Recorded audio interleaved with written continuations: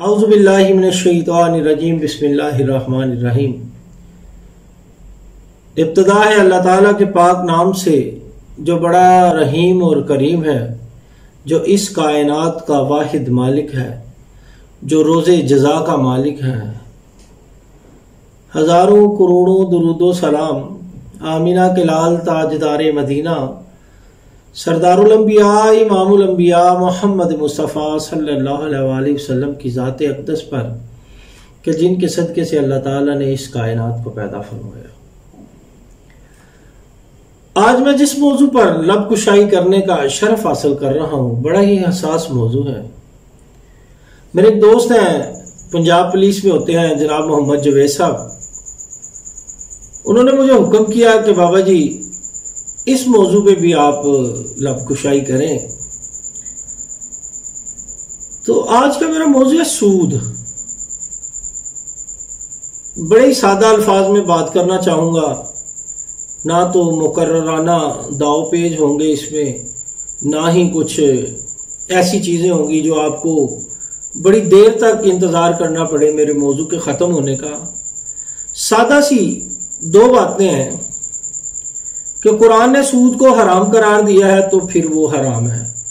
ہزار ہاں دلیلیں، کروڑ ہاں ہیلے، بہانے بھی اسے حلال نہیں کر سکتے، کیونکہ اس کو قرآن میں اللہ تعالیٰ نے حرام قرار دیا ہے۔ اور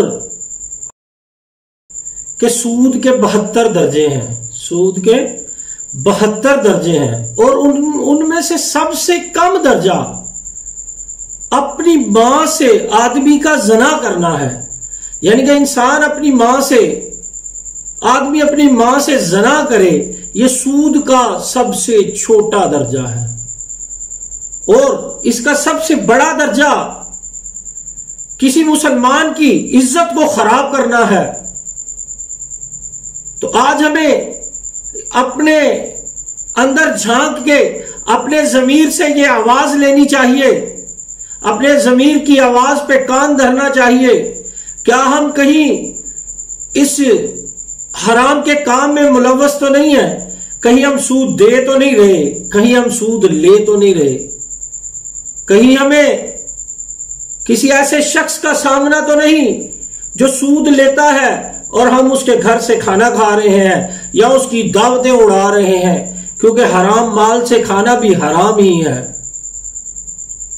آج ہمیں یہ بھی سوچنا چاہیے کہ کہیں سود لینے والا ہمارے آس پاس تو نہیں،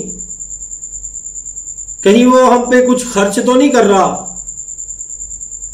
اس کا سب سے چھوٹا درجہ میں آپ کو بتا چکا ہوں کہ اپنی ماں سے زنا کرنے کے برابر ہے۔ تو وہ ہستی جو اللہ کی رحمت جیسی ہے، جس کو دیکھنا حج اکبر کا ثواب ہے، حج کامل کا ثواب ہے، حج مبرور کا ثواب ہے، تو اس کے ساتھ بس چند پیسوں کے لیے، دنیا کی خواہشوں کو پورا کرنے کے لیے، دنیا داری کو پورا کرنے کے لیے، اس دنیا میں اپنے لالچ ہرس کی وجہ سے ہم اتنا بڑا گناہ سرزد کر دیتے ہیں۔ ہم سے مراد یہ معاشرہ ہے جو سود لے رہے ہیں اور سود دے رہے ہیں، اور پھر اپنی غلطیوں کو بڑے کھلے بیان کرتے ہیں کہ میرے پاس اتنا پیسہ آ گیا، میرا پاس اتنا پیسہ آ گیا۔ ان لوگوں کو اپنے ضمیر کی آواز سننی چاہیے، اللہ اور اس کے رسول کا حکم سننا چاہیے کہ حضور صلی اللہ علیہ وآلہ وسلم نے اس کے بارے میں کیا فرمایا، قرآن کریم نے اس کے بارے میں کیا فرمایا۔ جب قرآن نے کسی چیز کو حرام قرار دے دیا تو 100 دلیلیں، 1000 دلیلیں، کروڑ ہا دلیلیں، کسی فلسفی کی بات، کسی رائٹر کی بات، کسی فنکار کی بات، اس کے آگے کچھ بھی نہیں ہے۔ کسی دانشور کی، کسی بھی بندے کی بات اس کے سامنے کچھ نہیں ہے کہ اسلام نے اس کو حرام قرار دیا ہے، اور ہم آج اس کا نام کہیں انٹرسٹ لے رہے ہیں، کہیں ہم اس کو کسی بھی صورت میں لے رہے ہیں۔ ان صورتوں پہ پھر ایک ویڈیو بناؤں گا جو ہم ہیلے بہانے کر رہے ہیں اس کے لیے بھی ایک ویڈیو انشاءاللہ جلدی ہی آپ دیکھ پائیں گے میری.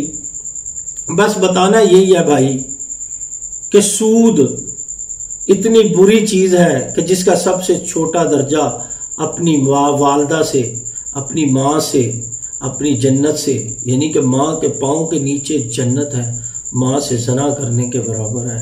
اور دوسرا اس کا سب سے بڑا درجہ کسی مسلمان کی عزت کو خراب کر دینا ہے. تو آپ اپنے ارد گرد ایسے لوگوں سے بچیں، ایسے لوگوں سے کھانے سے بچیں، ایسے لوگوں کی دعوتوں سے بچیں، ایسے لوگوں کے میل جول سے بچیں. ہاں اگر ملتے ہیں تو ان کو تبلیغ کریں کہ اللہ اور اس کے رسول کے حکموں کے مطابق اپنی زندگیاں گزاریں،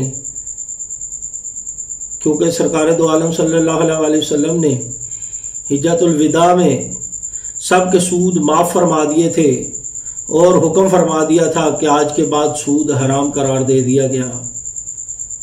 تو جب سرکار نے فرما دیا، قرآن نے فرما دیا، تو ہم کون ہیں اس پہ دلیل دینے والے؟ ہم کون ہیں اس کا زاویہ چینج کر کے پھر اسی کو رائج کرنے والے؟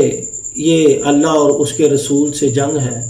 اللہ تعالی ہمیں عمل کی توفیق عطا فرمائے، سچ بولنے، سچ کہنے اور سچ سمجھنے کی توفیق عطا فرمائے.